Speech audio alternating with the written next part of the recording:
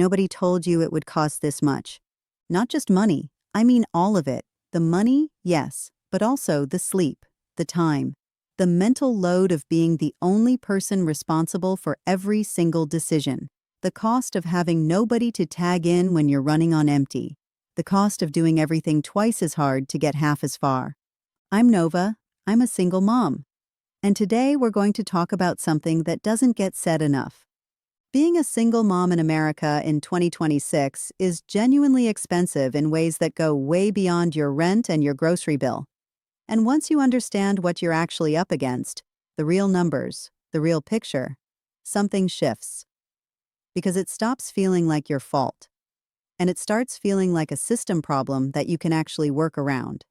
Stay with me, because understanding this is the first step to changing it.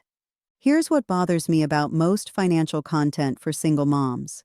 It treats us like we just need to be better at budgeting, like if we could just get our spreadsheet right, everything would balance out.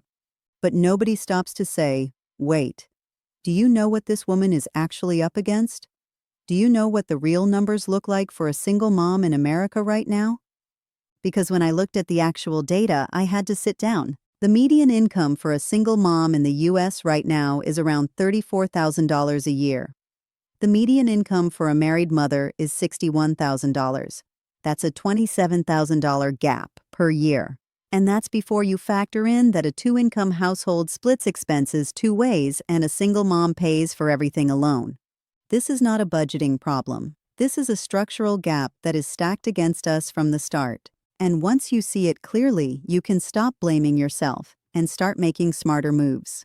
Let me walk you through the real costs, not to overwhelm you, but because knowing the truth is more useful than being protected from it. As of right now, the average annual cost of full-time childcare for one infant in the United States is approximately $15,000 to $16,000 a year.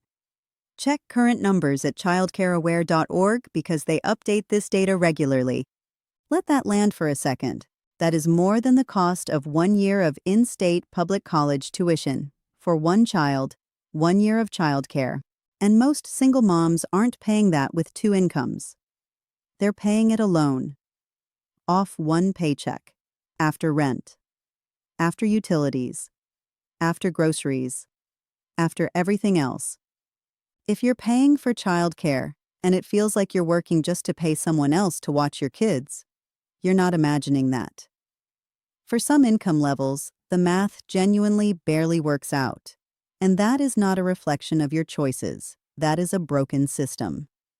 What you can do about it? Search for CCAP, the Child Care and Development Fund, plus your state name. This federal program subsidizes childcare costs for working parents with lower incomes. Some families qualify to pay as little as a small copay, while the government pays the rest directly to the provider. This program alone can change your entire financial picture. If you haven't applied, apply this week. As of right now, approximately 45% of single moms in the U.S. are spending more than 30% of their income on housing. Financial experts say housing should be no more than 30% of your take-home. But when you're the only earner, and rents are what they are in most cities right now, staying under that number is incredibly hard. What this means practically is that a huge percentage of single moms are already starting every month behind the line where the math is supposed to work. Not because they made bad choices, because housing costs have outpaced single incomes. What you can do: if you're paying too much for housing right now, get on the Section 8 waitlist in your area today. Search your city name plus Housing Authority to find your local office. The waitlist can be long, which is exactly why you need to get on it now, not when the crisis hits. Being on the list costs nothing. Getting approved can save you hundreds every single month. This one doesn't show up in your bank account, but it costs you just as much. Research shows that single moms spend about 15 more hours per week on unpaid care work than married mothers. That's 15 hours of cooking, cleaning, helping with homework, managing appointments, doing laundry, handling school communications, all things that in a two-parent household get split between two people. 15 hours a week is 780 hours a year. That's almost 33 full days. every year, of unpaid work that nobody counts and nobody compensates. And here's what that means for your money. Those 780 hours are hours you cannot spend earning more. They're hours you can't spend building a side income or learning a new skill or resting enough to show up at your best. The hidden cost of single motherhood is time. And time, as they say, is money. What you can do: start looking at your weekly schedule the way you'd look at a budget. Where is your time going? What tasks could be simplified, batched, or, when you can afford it, outsourced? Even 1 hour a week freed up and pointed at something that builds your income or your future is 1 hour that compounds. There's a term: the mental load. It means all the invisible thinking work that never stops. Remembering the permission slip, tracking the pediatrician appointment, knowing what's in the fridge, planning what happens if the school calls and you're in a meeting. For single moms, there's nobody to share that load with. It sits entirely in your head, all day, every day. And it costs you. Studies on cognitive load show that financial stress and mental overload reduce decision-making ability, not because people are less smart, but because the brain has limited bandwidth. When your mental RAM is full, everything else runs slower. Work suffers, rest suffers, joy suffers. What you can do? Write things down. Not in a complicated system. Just a running list on your phone of everything that's in your head. Getting it out of your brain and onto a page. Even a notes app. Frees up mental space. It sounds small. It makes a real difference. Everything I'm covering today, the childcare programs, the housing assistance, the budgeting system that actually works on one income, I go into all of it in detail in my guide, Still Standing. It has a full section on every government program I know about for single moms, including CCAP and Section 8, with instructions on exactly how to apply and what to expect. It also has the budget framework I use that's built specifically for one income. Link is in the description if you want it.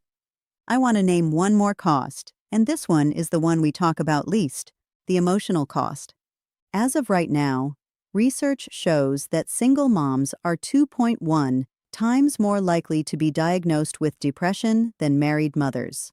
Over 60% report frequent mental distress, meaning more than 10 days a month of poor mental health. That is not weakness. That is the predictable result of chronic stress, financial pressure, social isolation, and exhaustion, with no partner to absorb any of it. And here's why this matters for your money and your life. Your mental health is not separate from your finances. When you're depleted, you make decisions from a survival mindset. You're more likely to make impulse purchases that feel like relief, more likely to avoid opening bills, more likely to feel like none of it matters anyway.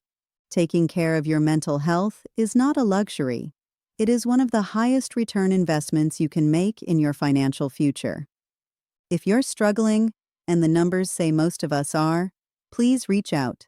Dial or text 211.